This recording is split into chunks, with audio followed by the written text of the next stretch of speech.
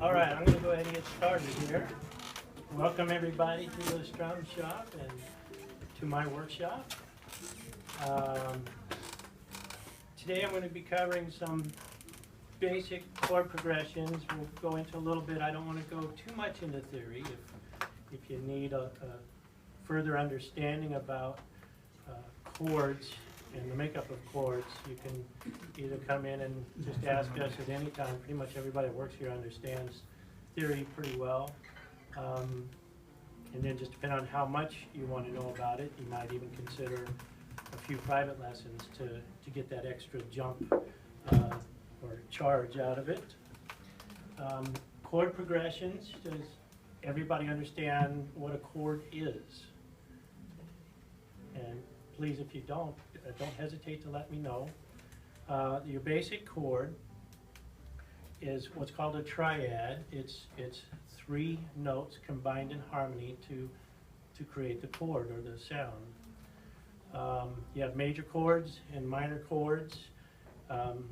There's also seventh chords and 11, 13s and all kinds of things, but we're not going to go into that because this is just kind of a basic level.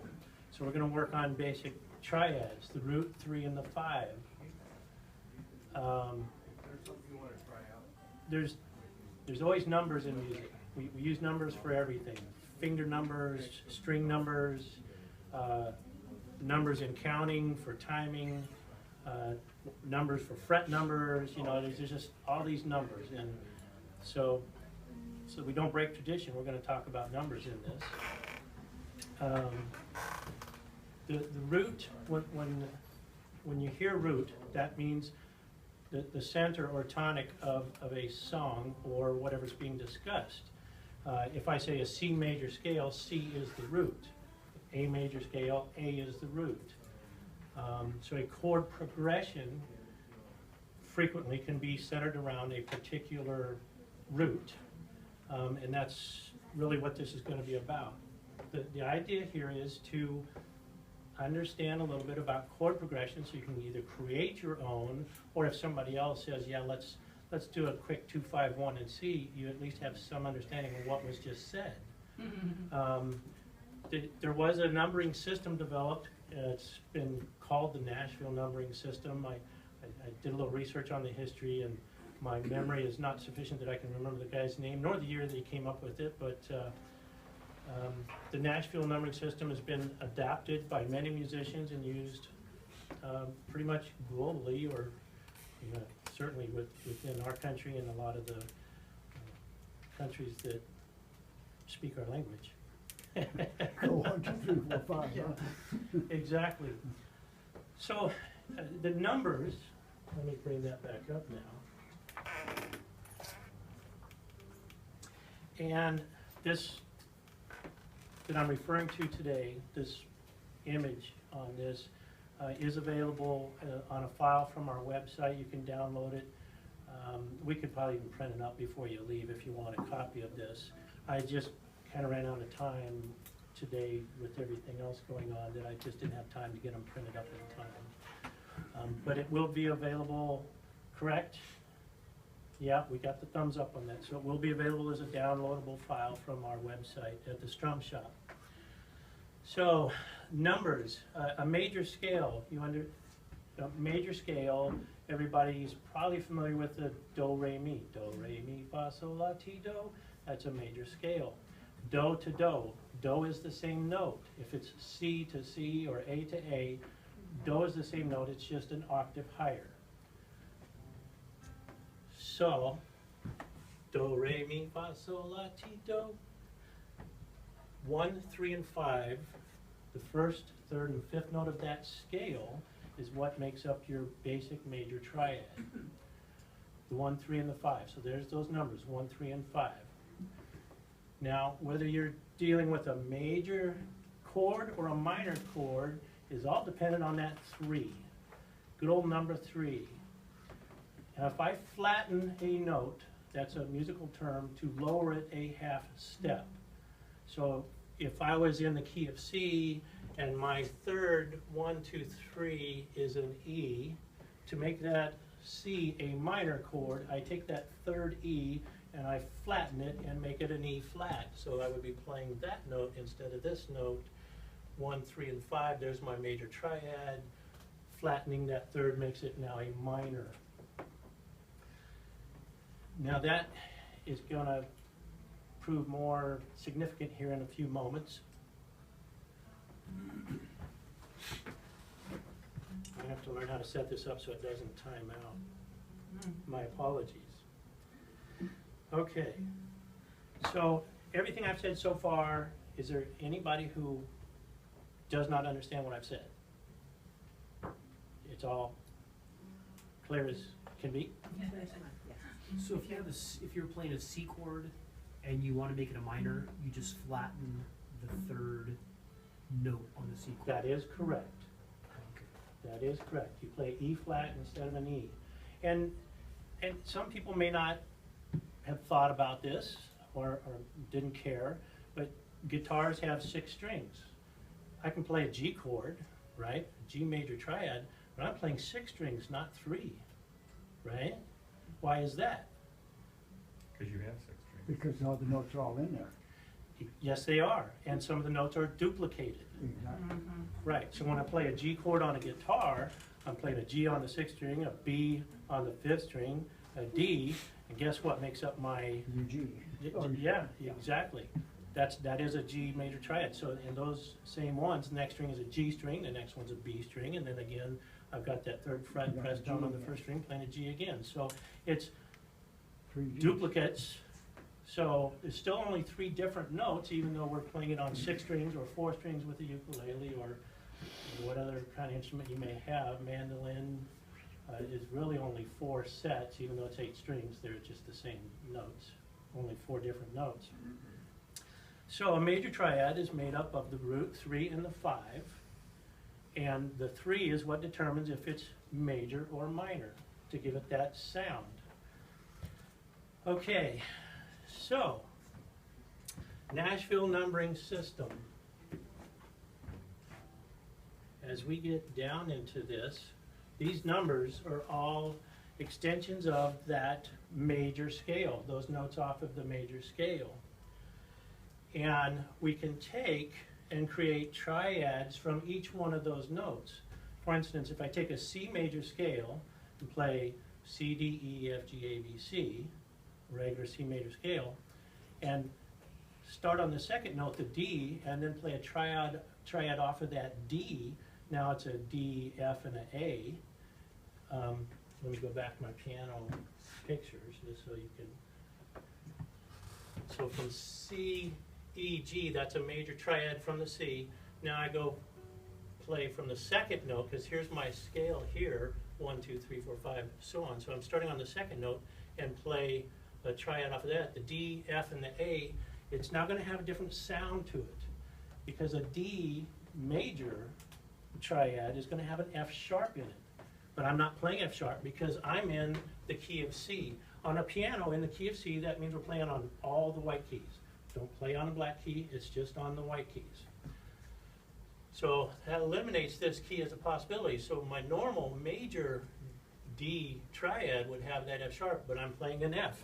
That is flat from this. I'm lowering it down a half step. I'm not playing an F flat, but that F sharp has been flattened down to an F, now giving me a minor chord instead of a major chord. So if I say we want to play the 2 chord in C, it's going to be a D minor chord.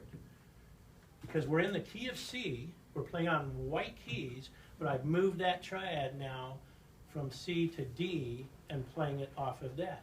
And the same thing can be done from E, F, and G. And if I play E, G, and B, again, it's another minor triad, because I should have a G sharp on that third instead of a natural G. So that G sharp is flattened down to a G, and by playing those 3 notes, I now will hear a minor chord instead of a major chord. Okay, so back to the Nashville numbering system. The first position, that's home. That's your root, the center of the attention there.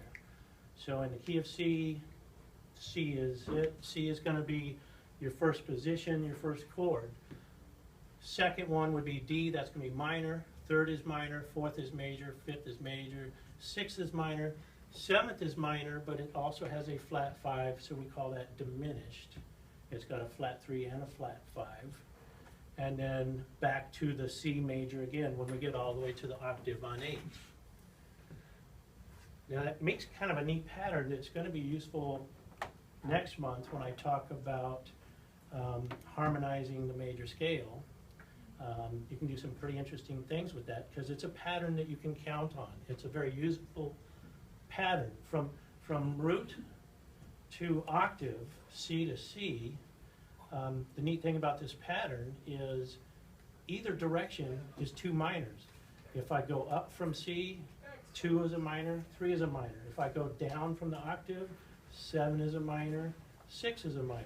And in between those 2 minors are 2 majors. And that is a very useful pattern. And next month, when I go into harmonizing the major scale, you're going to see the beauty of that because it's another technique or tool to use when improvising or just jamming and having fun. So it's major, minor, minor, major, major, minor, minor, major.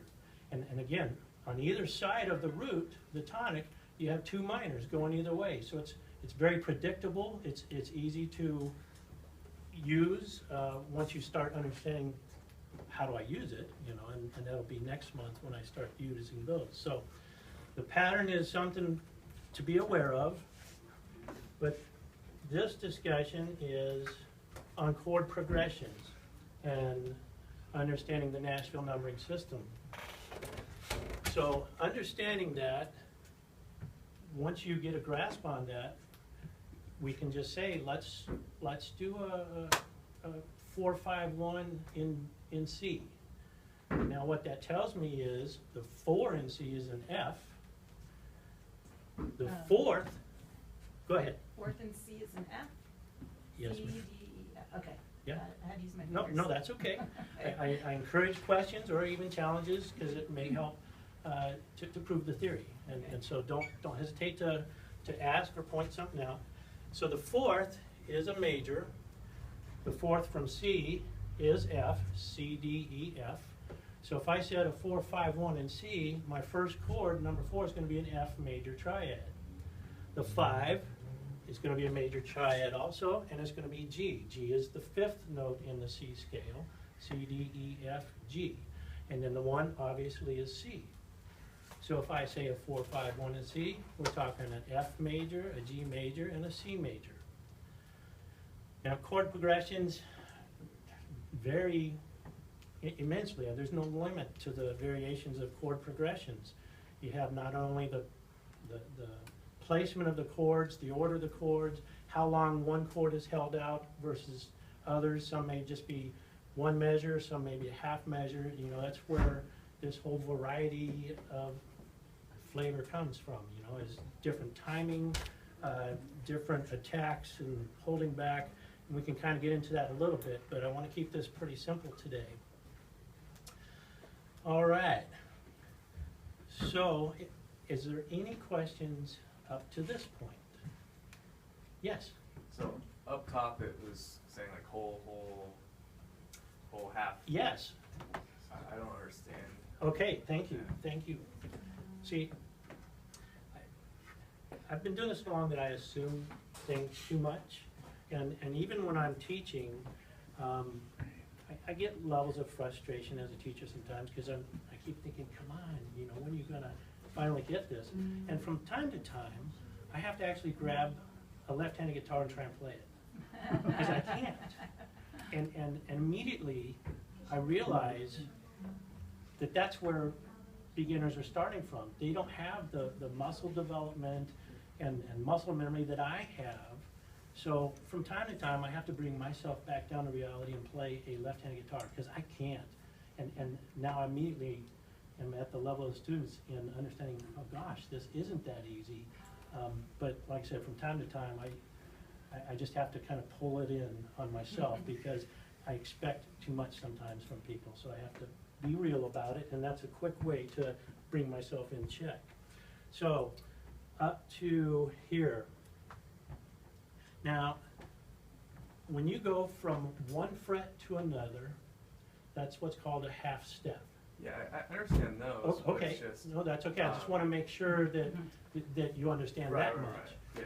So, same thing on a piano. If I go from one note to the very next note, that's a half step. If I skip over that, that's a whole step. On a fretboard, if you skip a note and go 2 frets, that's a whole step. What the whole, half, whole is the actual formula for a major scale. So that works for all of them, if you're starting at C All or major D or scales, G. no matter what note you start on, is always gonna be whole step, half step, whole step, half step. And you can do that on one string, or you can do it on multiple strings. It's a little harder to see on multiple strings because not everybody realizes what a half step is from string 6 to string 5 is. And you can get that by just playing it a few times to get that feel. But to get that do, re, mi sound, make sure I don't grab a left-handed guitar.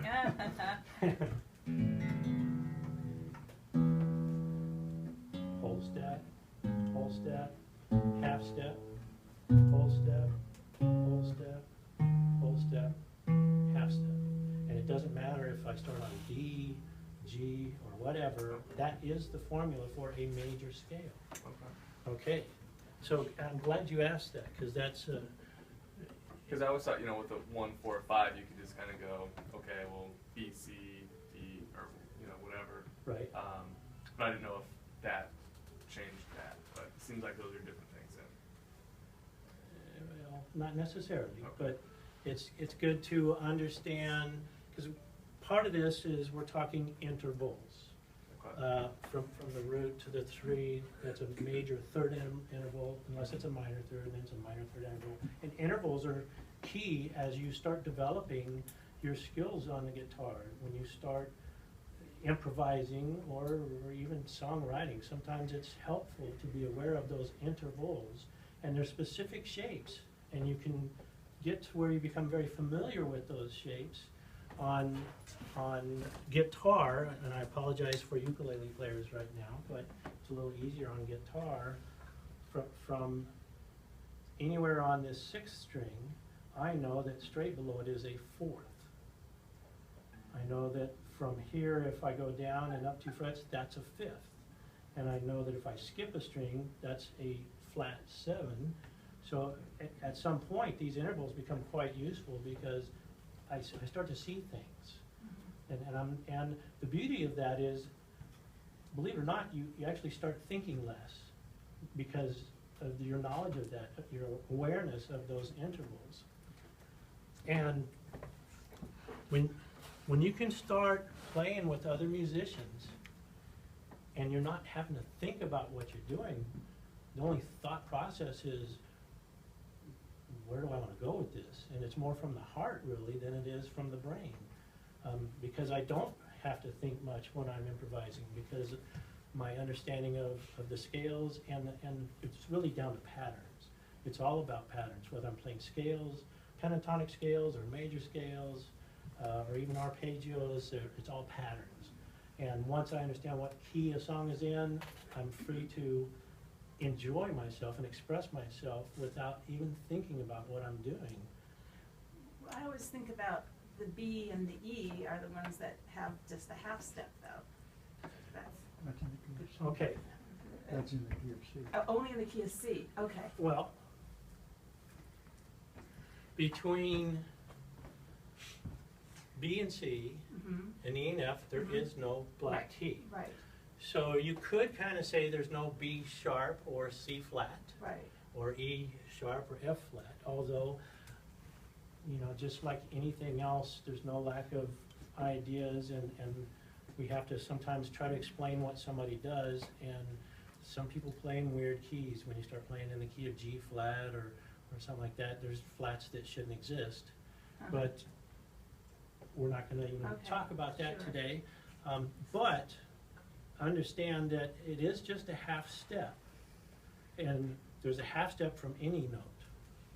Okay, okay? right. So we want to kind of get out of the C box sometimes and not just look at the white keys. Okay. I'm using white keys because it's a lot easier for So I just illustration. realized on the guitar that you could do that whole half, whole half. Yes. Yeah, I just Yeah, have to play with that. from any point. Okay. And, yeah, Okay. and if you would like, you can get together with me after this. I have a lot of sheets that I've developed over the years, and I have all the different modes. It can get really weird, and jazz players love that kind of stuff. When you start saying, oh yeah, let's just do a Phrygian on this, or Mixolydian or Aeolian, those actually mean something.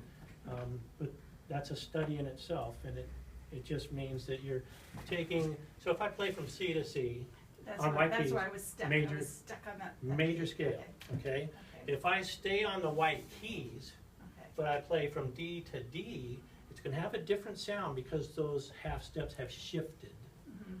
And suddenly now that gap here isn't between the fourth and the fifth anymore, it's now between the second and third. So it has a different sound to it when I play. So here's a major scale. Right, do, re, mi, fa, sol. Start on the second note. Now it's starting to change flavor, so to speak, because that third interval has changed, and so have a few other intervals. Okay. And then that's where you start getting those modes. In the key of C, from D to D is Dorian, E to E is Phrygian, and it's just, it's all, it just gets kind of crazy from there, and I'm not ready to teach a jazz class.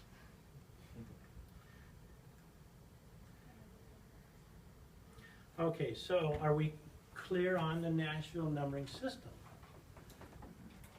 What is meant by it? Now, in the key of C, it's nice and neat and clean, and it's black and white. It's easy to see. When we start shifting keys and make the key center something like F, where we now have a flat key in there, B flat is in the key of F, suddenly everything changes. And so F is still 1, G is still 2, A is still 3, but now because we have that B flat, G, B is your normal major third, we got that B flat, now G is a minor instead of a major, because we're now playing in a different key. So you just memorize that stuff. So, you know, truthfully, yeah, I've been doing it so long that I have all that memorized, and the key signatures, and there's kind of little things that you can do on a guitar especially, and again, I apologize for ukulele players, but on guitars, there's all these beautiful patterns. And is everybody familiar with the circle of fifths or fourths? You can get these wheels, we have them here, and if you go in one direction, you get 1 flat, 2 flats, 3 flats, and you go the other direction, you get 1 sharp, 2 sharps, 3 sharps. In one way it's in fourths, and the other way it's in fifths. And on a guitar, it's almost like a cheat sheet. If I start on C, right here on my 5th string, 3rd fret, that's a C. If I go a 5th from there, all I have to do is go up to the G. Okay? So from there to there is G, and I now have 1 sharp.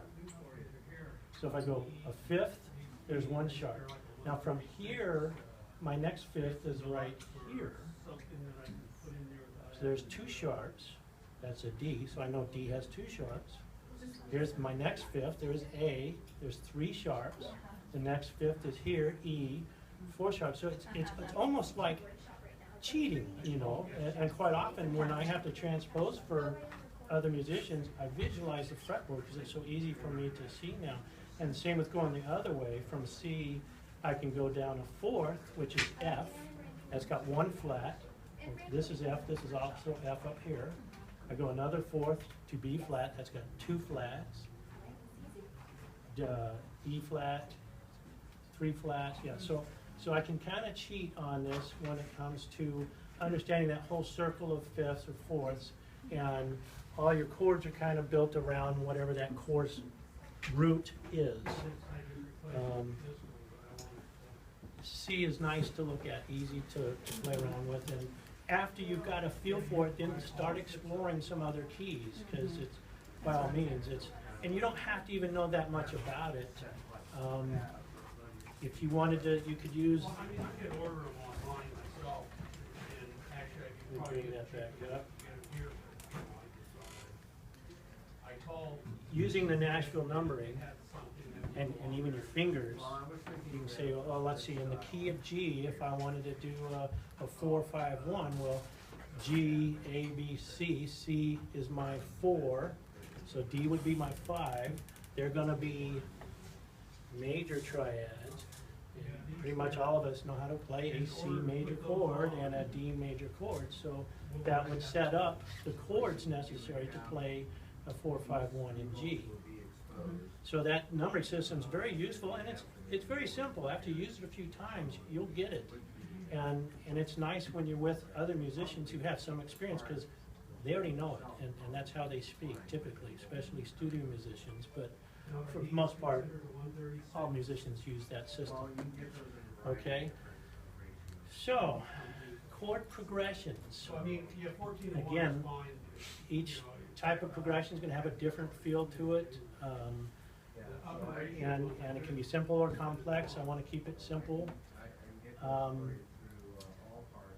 It was suggested last month that we might even have a few people come up and play a few, either a major scale or a pentatonic scale, along with some chords, just to kind of be a little more involved in this workshop. I don't know if anybody is up to that.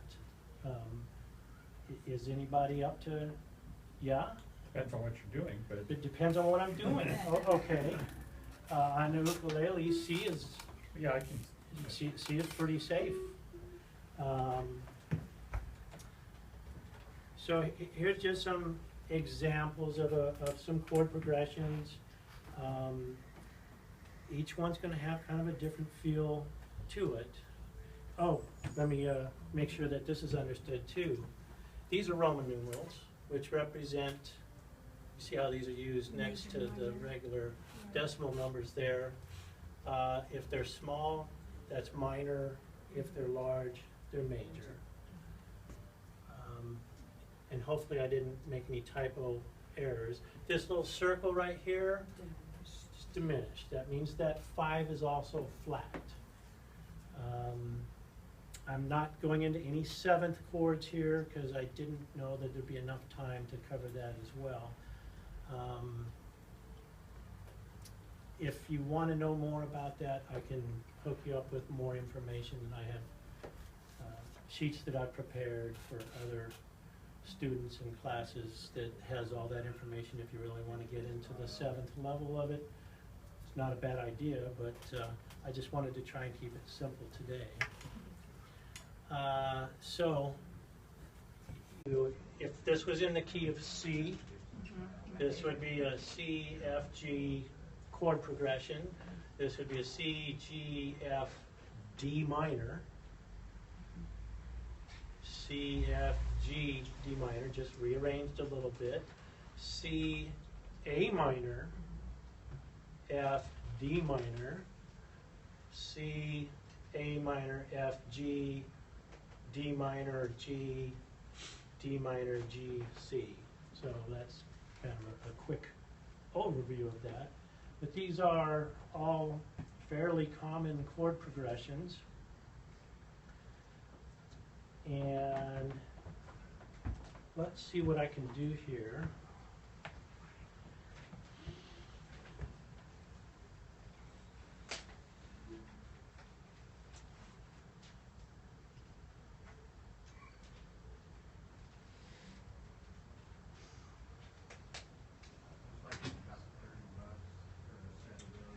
One, 6, 4, 5 is that. I don't know if that was on that list on there or not. So 1, 6, 4, 5 in C. What would that be? Minor. There's 6 would be A. 6 would be A minor. That's right. So 1, 6, 4, 5 would be a C, A minor, F, and G.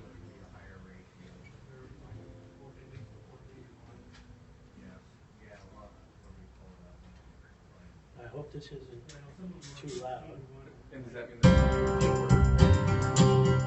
That is pretty loud. What's that? And does that mean that's the order that you would kind of play the chords in? Exactly. Exactly. That tells you what a song is. And that's why they developed this in Nashville, where you got all these musicians. You know, it's real simple to speak to somebody you don't even know, and if they have an understanding of this, you can say, yeah, let's do a 1, 6, 4, 5, and C, and you're like, okay, great, and you're ready to play. You may not know the timing yet. You know, is it going to be at 80 beats per minute or 120 beats per minute? But at least you're ready to play the right chords. Right. And you could even be ready to improvise. You might start out with a D minor pentatonic or an A minor pentatonic, you know, depending on what you want to do with it. There's immediately a lot of options start coming to you with just that understanding of what's going to be played over. So here is the 1, 6, 4, 5.